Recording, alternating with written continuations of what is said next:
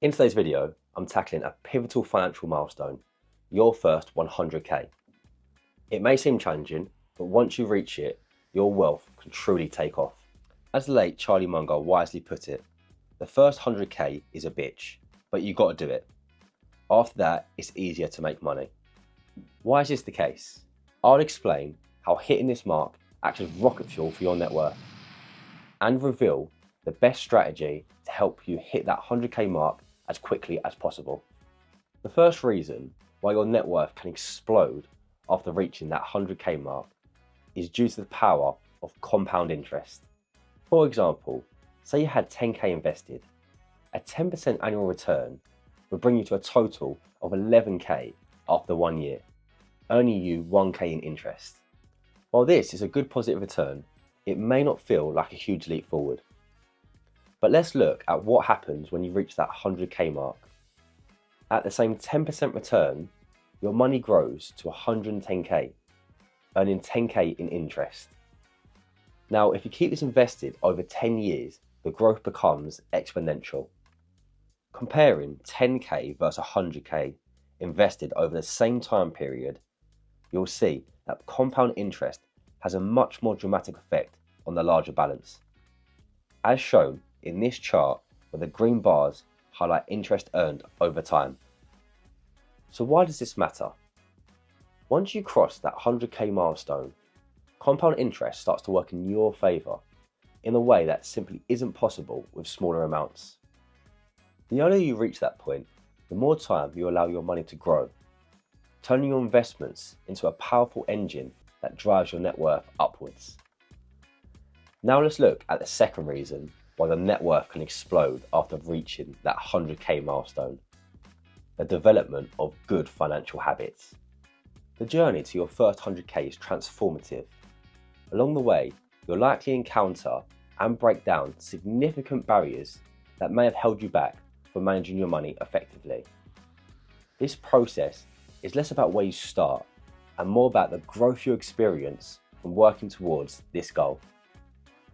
As you start reaching that 100k mark, you'll naturally start honing important financial skills and habits, including budgeting mastery, spending awareness, building an emergency fund, and embracing investment opportunities. Ultimately, the path to your first 100k is not just about the money. It's about becoming better with your finances and developing habits that will serve you well for years to come. Not at 100k yet? No problem. Here's how you can get there. First, automate and measure your finances. Automating makes saving effortless by putting your money on autopilot, so you can focus on bigger goals without the mental strain of managing it all. Personally, I have part of my income automatically transferred into my emergency fund each month, while a set amount goes into my stocks and shares ISA, allowing my investments to grow without having to think too much about it. Tracking your progress is just as important. I use Excel to keep an eye on my spending and my saving, which helps me spot areas for improvement and stay motivated. By automating and tracking, you build strong financial habits that will carry you steadily towards your first 100k. The second method to help you reach your first 100k is to live below your means, focusing on choices that bring you closer to your financial goals without feeling like a sacrifice. Research shows that around 32% of UK adults feel pressure to overspend.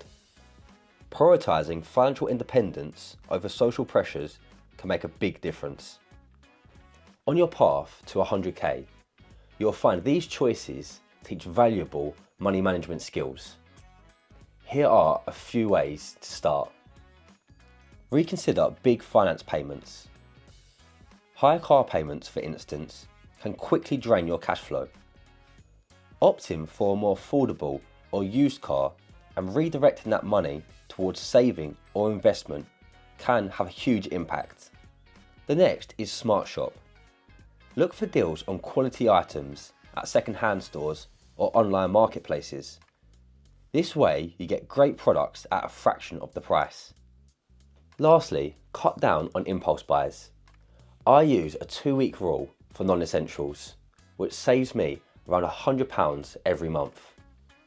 This habit makes a big difference over time. Living below your means isn't about giving up everything, it's about prioritising. By reducing unnecessary expenses, you increase the gap between your income and spending, helping you reach 100k faster while building a sustainable relationship with money. Thanks for watching. I hope these tips help you hit that 100k milestone. I'll see you in the next one.